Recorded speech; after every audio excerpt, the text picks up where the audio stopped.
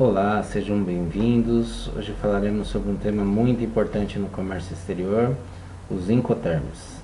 Na sua tradução, falamos dos termos internacionais de comércio, ou seja, os termos de venda internacionais, criados em 1936 pela Câmara de Comércio Internacional, e assim analisaremos as responsabilidades de comprador e vendedor, neste caso, importador e exportador, quanto à mercadoria, os valores referentes a transportes, movimentação e os impostos, em alguns casos, como apresentaremos posteriormente. É importante salientar que os Incoterms não são um contrato de compra e venda da mercadoria. Eles são apenas uma cláusula desse contrato. Os Incoterms se preocupam apenas com as regras de entrega, ou seja, eles são Delivery Terms. Isso quer dizer que eles tratam da relação de comprador e vendedor, não interferindo na relação desses com outros intervenientes da operação, tais como transportadores e seguradores. É importante salientar que toda a documentação referente ao processo, ou seja, Commercial Invoice, certificado de origem, conhecimento de embarque, carta de crédito quando houver, deve indicar o Incoterm adotado para aquele processo, para que não haja uma distorção posterior. Isso deve ser conferido sempre pelo responsável da área, seja ele de uma área comercial, seja o setor de comércio exterior da empresa. Tá? Na prática dos contratos de compra e venda dos bens, permite estabelecer sempre com exatidão a divisão de tarefas, dos custos e dos riscos entre os compradores e os vendedores. Por isso, muita atenção ao detalhe aí. Neste caso, para isso, os Incoterms foram separados em 4 famílias, com critério de qualificação baseado e identificado pela letra inicial, e transferindo a responsabilidade e o custo do exportador para o importador, como a gente vai ver em seguida. Vou começar pelo Ex-Works, né, a letra E, que significa, no caso, o único. Ex-Works, como eu já comentei, ele é o único da família, né, que significa a disposição para a retirada em um ponto de origem estabelecido pelo vendedor. Isso quer dizer que pode ser na fábrica, pode ser no centro de distribuição, num armazém, até no local terceirizado. Tá? É importante entender como é que ele é utilizado. É utilizado em situações onde a relação entre o vendedor e o comprador é de pouca confiança, por ser um processo inicial, a primeira compra, ou até pelo histórico de pagador do país que está comprando. A gente tem aí, infelizmente, alguns países onde não são necessariamente as empresas, mas o próprio país tem fama de mal pagador. Então, o exportador, para evitar ter custos adicionais além do próprio produto, ele pode solicitar esse Incoterm.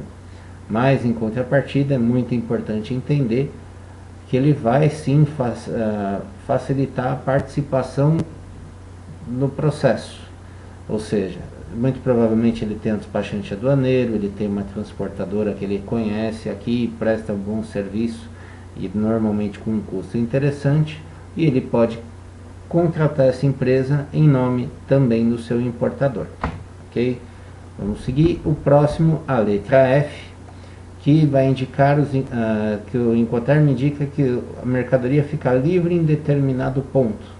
Ou seja, o exportador assume a responsabilidade e os custos dos trâmites internos, mas a partir do transporte principal, tudo fica por conta do importador.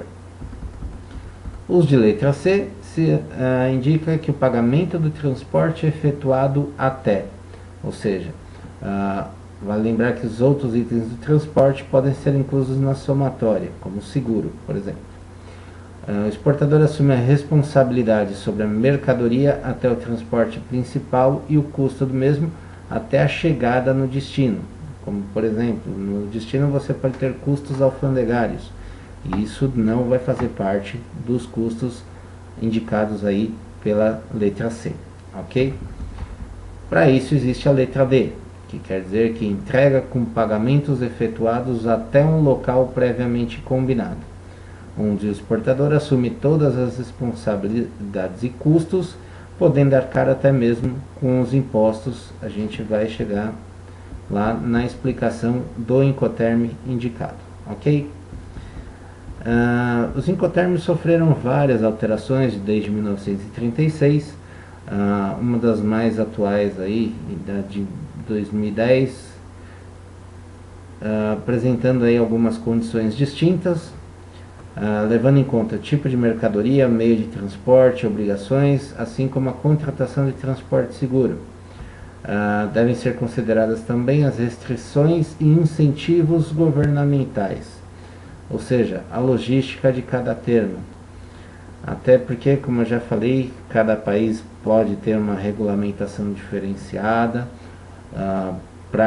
Quando a gente fala de empresa, fica complicado ter que receber posteriormente, ou ter que pedir para que o seu órgão governamental responsável entre em contato com o órgão do país exterior para conversar, para definir toda uma estrutura. Muitas das vezes é muito complicado, isso levaria muito tempo, e principalmente no Brasil a gente sabe que quando a gente vende alguma coisa, a gente precisa ter esse dinheiro de uma forma muito rápida, até pelo tipo de material, para poder produzir para a próxima safra, por exemplo.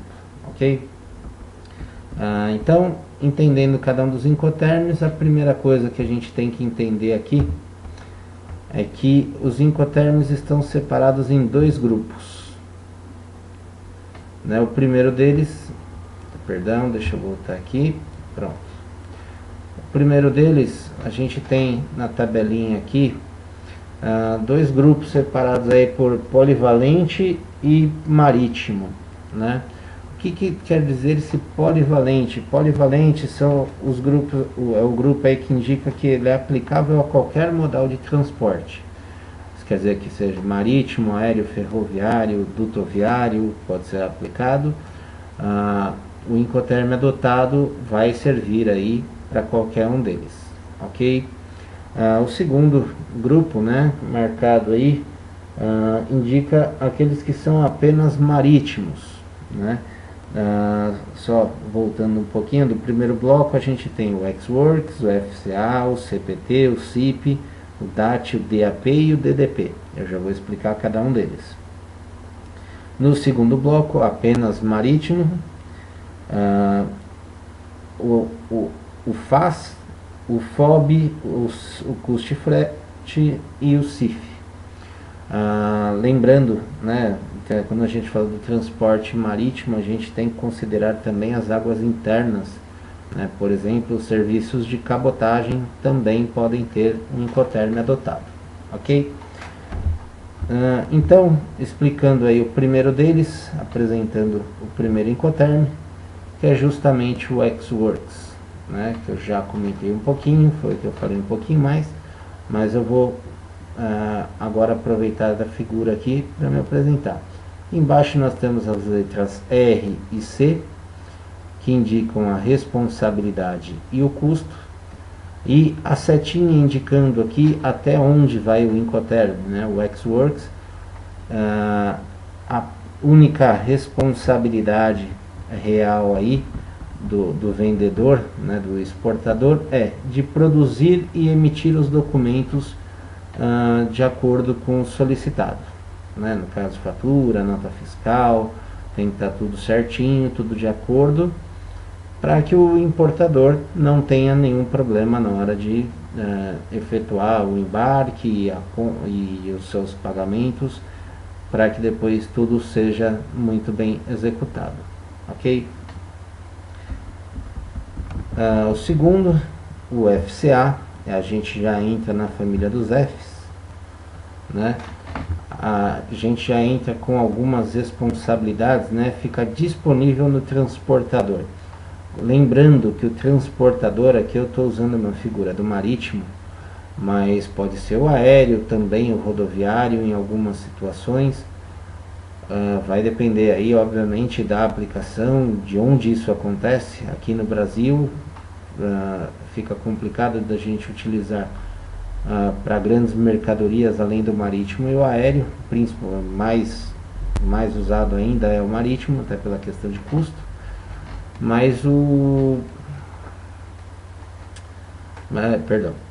a gente deve levar sempre em consideração que